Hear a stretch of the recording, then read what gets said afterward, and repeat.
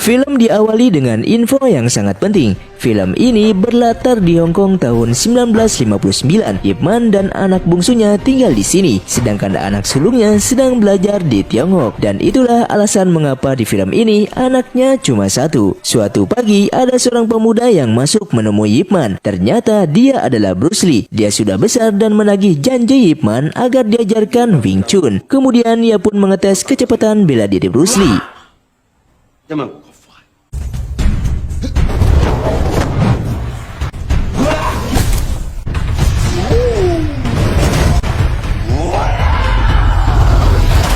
Ip Man cuma bilang lumayan. Lalu Ip Man pergi membuka pintu dan berdiam diri di depannya. Bruce Lee cukup kecewa dengan reaksi itu, tapi dia menerimanya dan pergi keluar. Di sebuah sekolahan terlihat ada dua bocah yang sedang berkelahi. Yang baju putih namanya Yip Ching, sedangkan yang hijau namanya Cheng Pong. Tak lama dari itu bu guru datang melerainya. Di kantor, Yip Ching diobati ibunya, sedangkan Cheng Pong diobati bu guru. Kemudian Ip Man datang ke sekolah. Setelah tahu apa yang telah terjadi, Ip Man pun mengajak Cheng Pong untuk makan malam di rumahnya. Mengingat ayah Cheng Pong biasanya terlambat menjemput karena harus narik beca. Di malam harinya, mereka makan dengan lahapnya. Selesai makan, ayah Cheng Pong, Chang Tici, datang menjemputnya. Kemudian mereka berdua pun pulang dari rumah Ip Man. Keesokan harinya, Chang Tici sedang bertarung di tempat pergulatan ilegal. Lalu datanglah Mike Tyson alias Frank dengan istri dan anaknya. Menyadari kedatangannya,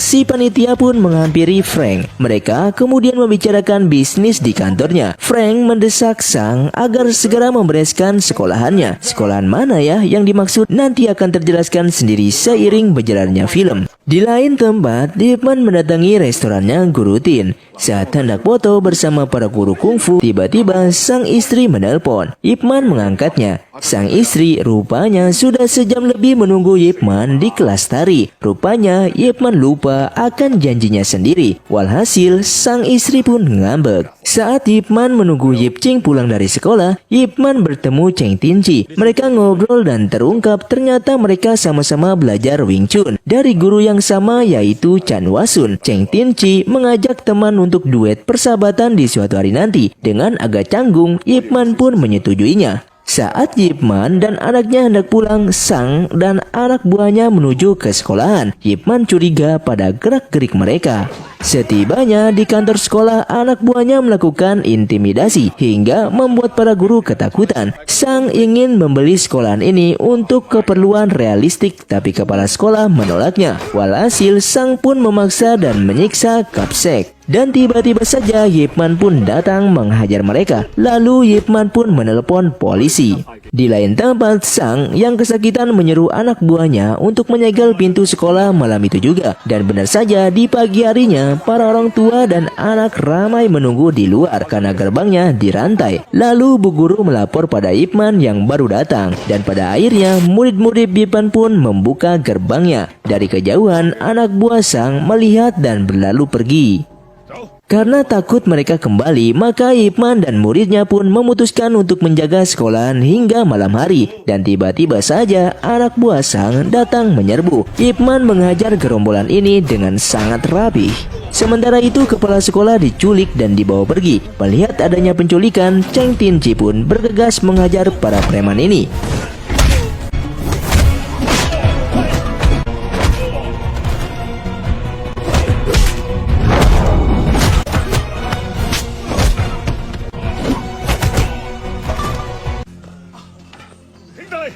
Selesai mengusir preman, Ip Man melihat Cheng Tinci yang mau pergi. Ip Man pun menghampirinya dan berterima kasih padanya. Cheng Tinci memuji Wing Chun Ip Man dan berlalu pergi.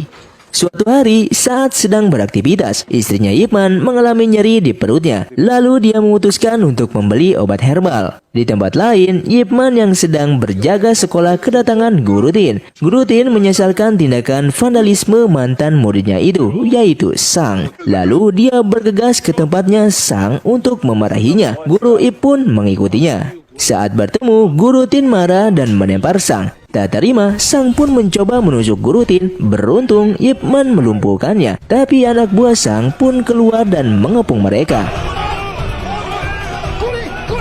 Di saat genting-gentingnya, Bo datang dan mengancam Sang. Usai kejadian itu, Ip Man, guru Tin, dan Bo berunding soal kasus sekolahan ini. Ip Man yang mendesak Bo untuk mengambil langkah tegas mengingat dia polisi. Tapi Bo tak mampu karena atasannya sudah diserap oleh bosnya Sang, yaitu Frank alias Mike Tyson. Di suatu pagi, istri Yip memutuskan untuk periksa ke dokter terkait nyeri di perutnya itu. Dokter mendiagnosis istri Yip terserang kanker. Istri Yip kaget dan pulang dengan sangat terpukul. Saat jalan pulang, istri Yip melihat Ip Man disanjung-sanjung oleh ibu-ibu di sekolahan. Di lain lokasi, Chen Tinci yang memenangkan pertarungan diminta Sang untuk mengajar ahli kungfu. Kebetulan Chen Tinci memang lagi butuh uang. Dia pun menyanggupinya. Dan datanglah Chen Tinci langsung ke TKP. Ternyata dia diminta untuk mengajar Guru Tin. Guru Tin sempat melawannya, tapi Chen Tinci terlalu jago. Walhasil tangan Guru Tin pun patah. Saat Ip Man hendak pergi jaga sekolah lagi, sang istri bertanya padanya, kapan bisa makan bersama lagi? Guru Ip bilang takkan lama lagi. Ketika istri Ip akan menceritakan diagnosis kanker itu, tiba-tiba saja ada telepon masuk. Guru Ip mengangkatnya, ternyata itu dari rumah sakit yang merawat Guru Tin. Maka bergaslah Ip Man ke rumah sakit itu. Sementara itu Sang pergi ke sekolahan dan menculik anak-anak SD tanpa hambatan. Dia ingin pihak sekolah membawa Pak Kepsek ke tempatnya jika ingin anak-anak ini dilepaskan. Usai menjenguk Guru Tin, Ip Man kembali ke sekolah. Bu Guru mengabarkan bahwa Sang menculik anak-anak, termasuk Yip Chin anaknya, dan bergaslah Ip Man ke tempatnya Sang sambil membawa bambu. Di sana Yip Chin menangis. Lalu Ip Man menyuruhnya untuk jangan takut. Mengetahui bahwa itu anak Ip Man, Sang pun menyandranya dan meminta Ip Man untuk berlutut dan bersujud padanya. Tak punya banyak pilihan, Ip Man pun menurutinya. Di waktu yang sama, Chen Tinci datang untuk menjemput anaknya. Sang melepaskannya dan mereka pun pulang. Kemudian Sang menyuruh anak buahnya untuk mengajar Ip Man. Ip Man pun menghadapinya. Sementara itu, Chen Tinci balik lagi. Dia menghajar Sang karena ingin membebaskan anak-anak sekolah ini.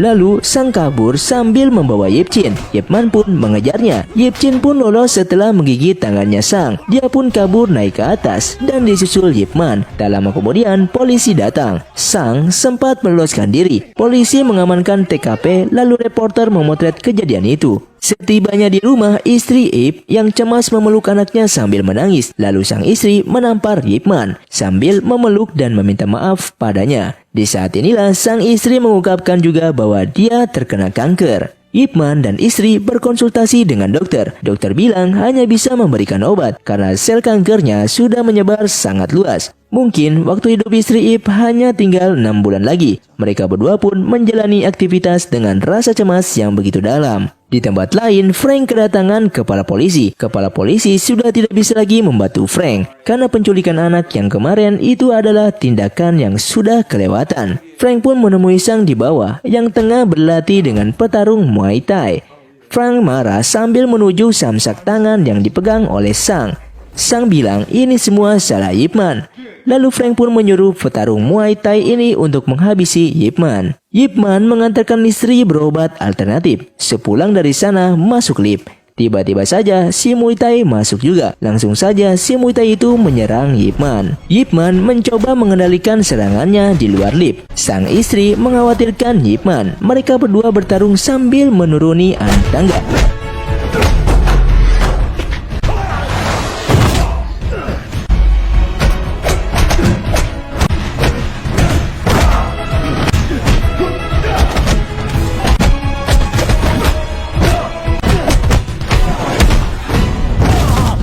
Usai menaklukkan si Muay Thai, Ip Man dan istri pun pulang sambil berpegangan tangan. Sesudah itu, Bo bilang bahwa kondisi sudah aman. Tapi bosnya Sang, yaitu Frank, ingin menemui Ip Man secara empat mata. Ip Man pun pergi menemui Frank di sana. Di sana terlihat Frank sedang meninju speedball. Lalu Frank menentang pertarungan terbaik Wing Chun ini untuk adu tinju dengannya. Jika Ip Man bisa bertahan selama 3 menit melawannya, maka Frank takkan mengusik sekolahan itu lagi. Dan pergelutan pun dimulai.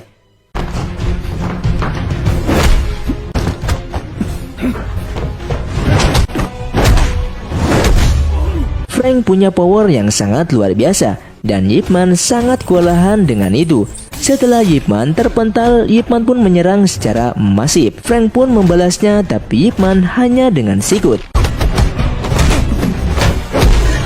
Pertarungan pun usai saat bel berbunyi, di mana Frank hampir meninju kepala Ip Man, sementara Ip Man hampir menendang suku cadangnya Frank. Pada akhirnya, Ip Man pun berlalu pergi.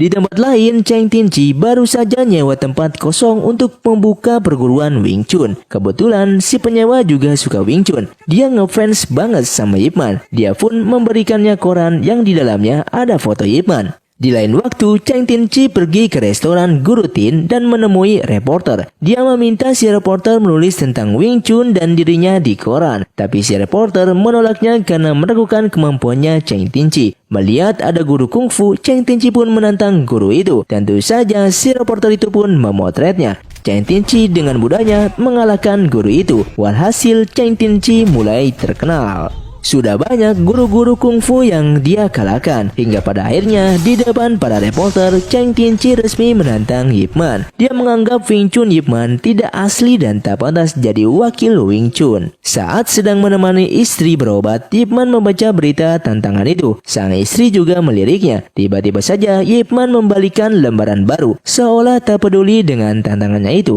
Ip Man lebih memilih untuk senantiasa menemani sang istri. Hingga pada suatu hari, Ip Man pergi ke kelas tari untuk kursus. Ternyata pelatihnya adalah Bruce Lee. Bruce Lee mau mengajarinya asalkan dia diangkat menjadi murid Wing Chun-nya. Ip Man tak pernah menolak Bruce Lee. Rupanya selama ini Bruce Lee salah paham. Ip Man tak pernah menolak Bruce Lee. Waktu itu dia cuma sedang membuka pintu, tapi Bruce Lee malah berlalu pergi. Mendengar itu, Bruce Lee pun tersenyum. Akhirnya hari pembuktian Wing Chun itu datang juga. Cheng Tin-chi dan para guru yang sudah dikalahkannya menunggu kedatangan Ip Man demi menjawab tantangan itu. Di waktu yang sama, Ip Man sedang menari bersama istrinya dengan perasaan riang gembira. Karena tak kunjung datang, maka juri pun mendaulat Cheng Tin-chi sebagai guru besar Wing Chun. Saat sedang asik menari, tiba-tiba saja sang istri jatuh pingsan. Dokter bilang bahwa istrinya harus dirawat karena kondisinya kian memburuk, dengan setia menemani hari-hari istrinya di rumah sakit. Suatu ketika, sang istri menulis surat dan menyuruh Yip Chin memberikannya pada ayahnya Cheng Kong, yaitu Cheng Tin-chi. Suatu hari, seusai Ip Man menyuapi sup kodok, istrinya bilang bahwa dia ingin sekali berfoto bersama Ip Man. Ip Man pun menyanggupinya. Di suatu sore, sang istri ingin Ip Man menerima tantangan Cheng Tin-chi karena dia sudah membuat tanggal baru untuk melawan Cheng Tin-chi. Istri Ip juga meminta Ip Man untuk berlatih lagi karena dia rindu dengan suara-suara kayu terpukul itu.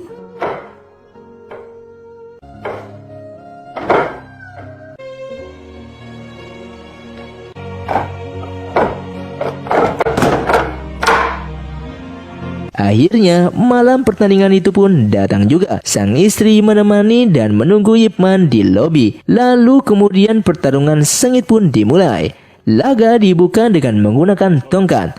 Keduanya sama-sama mahir menggunakannya.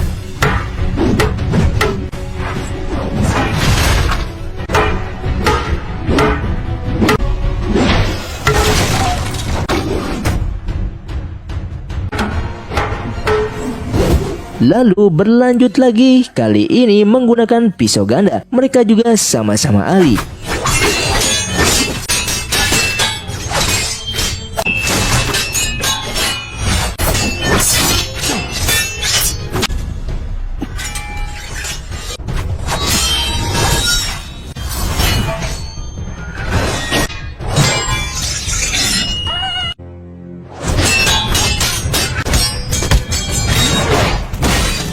Dan yang terakhir, mereka bertarung dengan tangan kosong. Pertarungan berlangsung sangat sengit.